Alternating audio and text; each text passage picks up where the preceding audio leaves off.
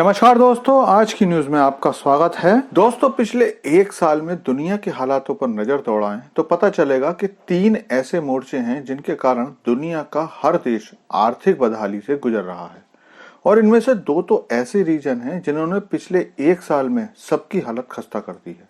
इन तीनों हालातों के कारण ही विश्व की बड़ी बड़ी अर्थव्यवस्थाएं कोरोना के बाद से आज तक उबर नहीं पाई हैं।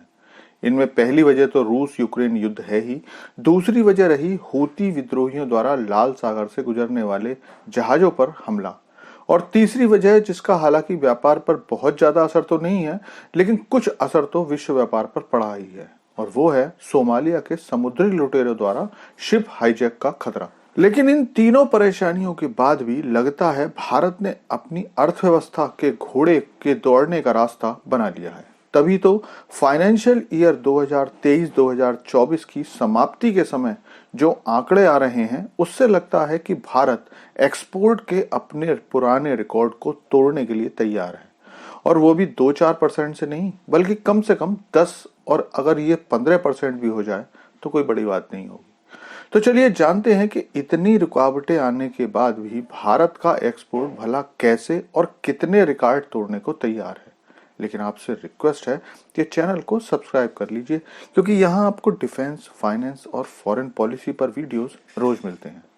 तो दोस्तों, मेक इन इंडिया स्कीम और भारत सरकार की PLI स्कीम ने भारत को आज उस ऊंचाई पर पहुंचा दिया है कि भारत को छोटी मोटी परेशानियों से कोई असर नहीं पड़ता, और विपरीत परिस्थितियों में भी भारतीय अर्थव्यवस्था सरपट दौड़ती नजर आ रही है। और ये तब है जबकि हूती विद्रोही विश्व व्यापार के 30% से ज्यादा व्यापार को रोकने में कामयाब रहे हैं, और इन सब कारणों से प्रोडक्ट्स की कीमत तो बढ़ ही रही है, साथ ही समय भी ज्यादा लग रहा है।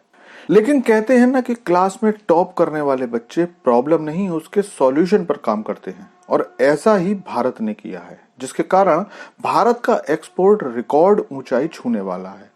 भारत के शीर्ष निर्यातकों के संगठन federation of Indian export organization FIEO के अध्यक्ष अश्वनी कुमार ने बताया कि इस साल के अंत तक भारत का कुल एक्सपोर्ट 450 बिलियन को पार कर जाएगा।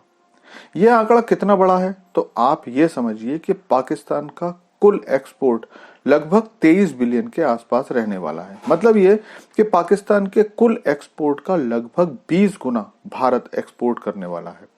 इससे पिछले साल में भारत ने 395 बिलियन के गुड्स एक्सपोर्ट किए थे, और इस हिसाब से भारत अपने एक्सपोर्ट में लगभग 13% से ज्यादा की बढ़ोतरी करने वाला है। और ये rise electronics, automobiles, agriculture, clothing वगैरह सबसे बढ़ने वाली है, जिसके कारण भारत का खजाना बढ़ने वाला है। लेकिन भारत का खजाना केवल एक्सपोर्ट बढ़ाकर नहीं बढ़ने वाला है, बल्कि जो आंकड़े निकलकर सामने आए हैं उनसे पता चलता है कि भारत का डायरेक्ट टैक्स भी पिछले अपने रिकॉर्ड तोड़ने वाला है। अब ये बात सुनकर कुछ लोग हो सकता है कि मुझसे सहमत ना हो, लेकिन जो आंकड़े निकल कर आए हैं उनसे पता चलता है कि भारत का कुल डायरेक्ट टैक्स कलेक्शन 2023-2024 में 18,90,000 करोड़ रुपए पहुंच गया है। और ये भी अभी 17 मार्च तक के आंकड़े जारी हुए हैं। 31 मार्च खत्म होते होते तो इसमें और भी ज्यादा राइज होने वाला है। अगर पिछले साल की बात करें तो ये 15,76,000 करोड़ रुपए था। मतलब कुल मिलाकर लगभग 20% की शानदार बढ़ोतरी इसमें आई है। इससे पहले सरकार ने जो अनुमान लगाए थे वो 18,20,000 करोड़ के थे, लेकिन बाद में इसे बढ़ाकर 19,45,000 करोड़ रुपए कर दिया गया था। और कल आए आंकड़ों के बाद लगता है कि सरकार अपने अनुमानों को पूरा कर लेगी, क्योंकि अब उस तक पहुंचना कोई मुश्किल काम नहीं है।